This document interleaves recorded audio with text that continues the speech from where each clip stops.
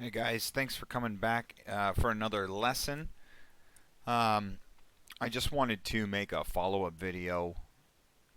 Maybe it should have came before the head drawing video I released the other day, which was pretty long. So I'm going to keep this one rather short, under 10 minutes, and I just kind of want to touch on some things that I think I strayed from touching on in that very long, perhaps convoluted lesson.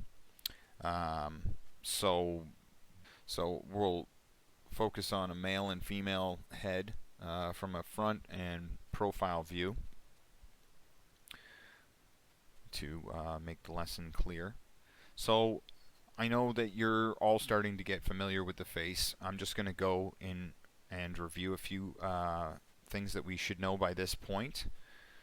Proportionally speaking, whether you're drawing a male or a female face, there are typically some areas of the face that no matter what, they never really change. It's always a variation, but a variation of a type of skull or face, long, wide, square, round, oval.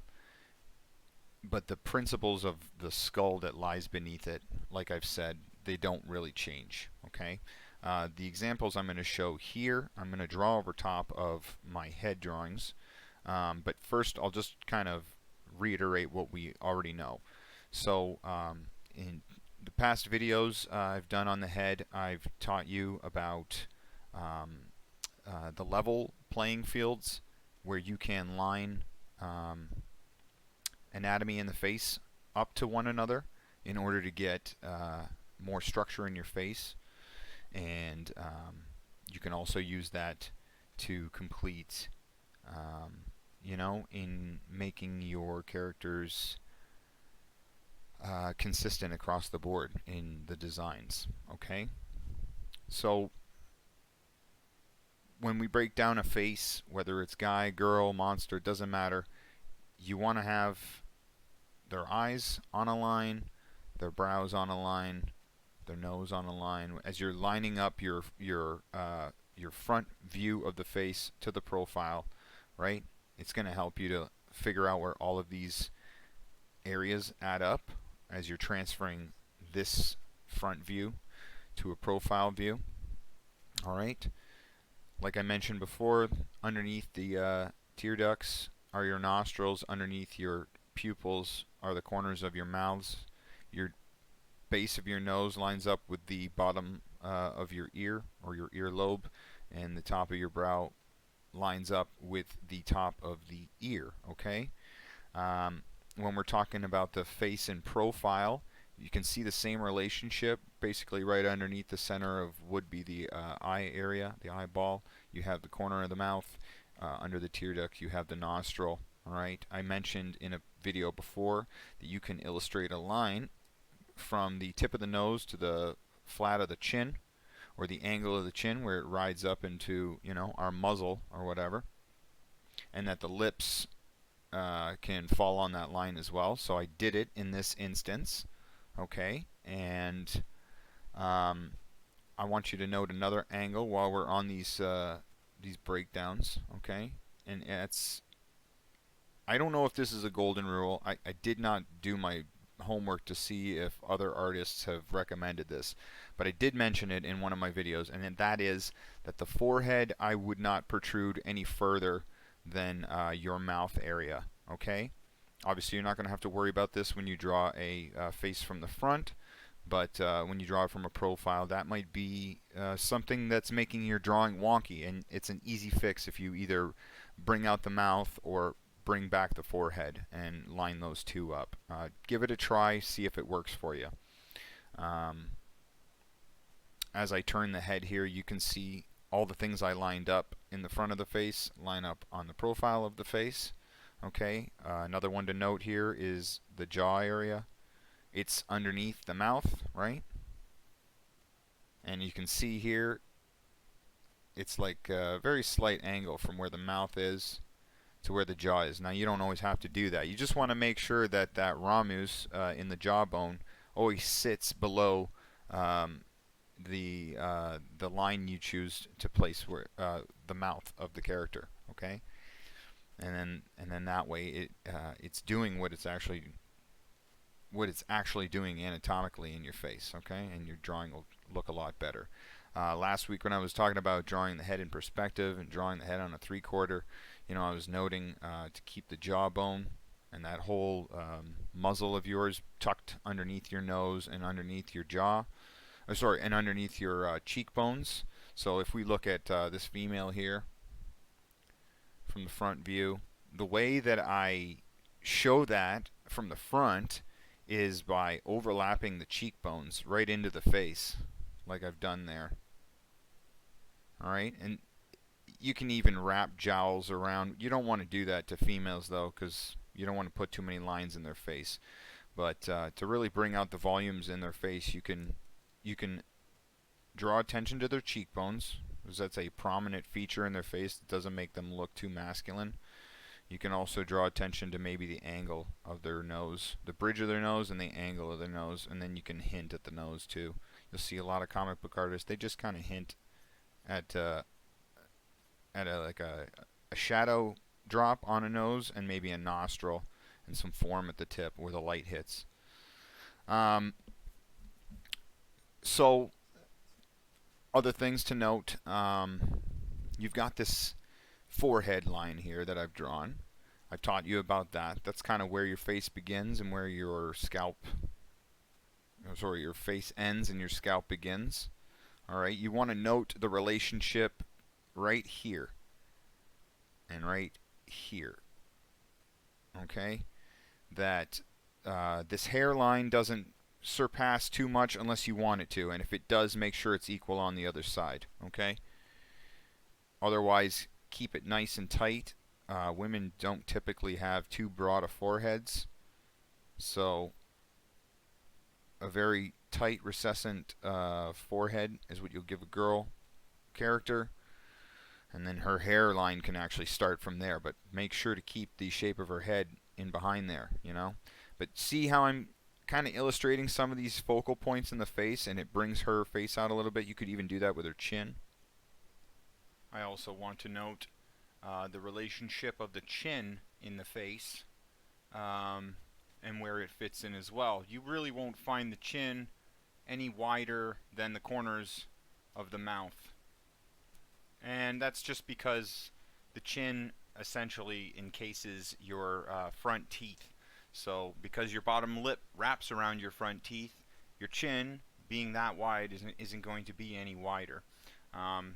When you get into stylizing faces, you can start breaking the rules. But I swear, up until that point, when you're designing faces with a typically anatomical structure in them, you're going to have these similarities through and through. I'll just show you really quickly on the male face that all these levels apply as well. Again, with the guy, we can see his eyes line up with the center of his eyes line up with the corners of his mouth. His eye ducts line up with his nostril. There's that space again, right, between the eyes, which is the equivalent of one eyeball. We've got the ear lining up with the top of his eyebrow, or generally speaking, and same with the bottom of the nose there lining up with the earlobe, okay? The chin, no wider than his mouth, alright? Again, the relationship on the side of his face, where his forehead starts. You can see just at the edges of his brow here is where that temporal line's coming over top, and just in behind it is where it ends, and that temporal area in behind begins. Okay? So you're always using these playing fields to just straighten up your face, get everything locked into position. Alright? I mean, you could go one further and try to differentiate the exact width of a nose. But again, this is a thing that's different on every single face. So just use these principles to line up the eyes, the nose, the ears, the jaw, the mouth, the chin, the forehead, and you'll get there. some new layer here. So I've taught you about the skull structure underneath the skull. All right, you've got these angles here, like this. I think this is why they call the zygomatic process the zygomatic process, because the shape of it is almost like a Z, right? Your brow like this, and it's jutting forward, right? And your brow sits there in front of everything. Like your eye socket, I mean. And then it juts down to form your cheekbones and your actual eye socket area. But it's good to note that angle, you know, and then in the future you'll never catch yourself drawing a brow like that, you know, unless it's on an angle appropriate for it. You know, typically speaking, when we draw a character from a profile view and we're thinking about a face in a profile view, we want to kind of capture that angle, all right? And then, you know, I was taught once a long time ago that you can break the face up in a series of angles. So based off of this Z alone, you can continue with that. Noting the angles of the bridge of the nose, that it indents almost inwards and on the same angle parallel wise right here. Comes out to the bridge of the nose there, where the nasal bone is. There's an arrow right here. I think it was Bobby Chu who taught me this lesson. Arrow right there. There's an arrow where the mouth is. And I'll show you how this all looks afterwards when I take it off. Another arrow right there. Another arrow right here. Another arrow right there. Another arrow right here. Another arrow right there. And then, you know, I was mentioning when you're drawing the skull, you should, instead of drawing the circle with the lines through it, start thinking about it like it's what it is. It's an encasement for the brain, so it's brain shaped. And if you build things off it and consider the shape of it when you're building a head, you're going to get a lot more natural angles on a head drawing. So because I've done that with this drawing here, as I'm structuring everything with angles here, the head, I don't have to break into angles. I drew the brain shape. I've got my natural incline and decline on the forehead. Same with the back. And this is from, you know, studying the cranium, you know. And you're going to want to do this so that you can nail these proportions nice and quick and confidently. So now if I take away the drawing, you can see the effectiveness of those angles, you know. And like, look, there, those line up. This lines up here. The eye's going to line up with the mouth. Tear ducts with the side of the nose. I mean, this is, you kind of want to start breaking the face down this way. And you know, without me mentioning any anatomical terms for the bones in the face today, we've got all those focal points that I broke down in the last video. So, you know, we're at 11 minutes right now. I was going to do the male face, but really quickly I can show you the exact same principle applies. Excuse me. You got the zygomatic process in there. There's that Z. There's that angle in the nose. Comes out here on another angle, like an arrow. This mouthpiece comes out. Chin comes out. There's another angle right here. Another angle right here. I'm just kind of like making angles, like arrows, right up to form my entire skull there. You know, draw that cranium in. There's that line, top of the forehead. You know, take away, and there you go. You see the strength in that. So try it out. Mind the proportional elements I mentioned at the beginning, where the ear goes, where the eyes go, how the eyes line up with the nose, how the mouth lines up with the eyes, etc., etc.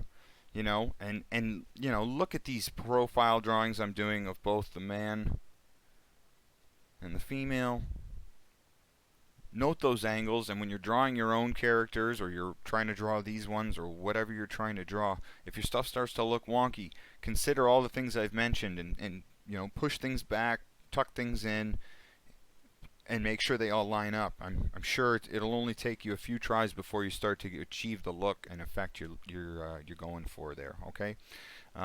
This is 13 minutes. It's gone on too long. So I hope this helped. I hope this made sense of some of the stuff I may have convoluted the other day.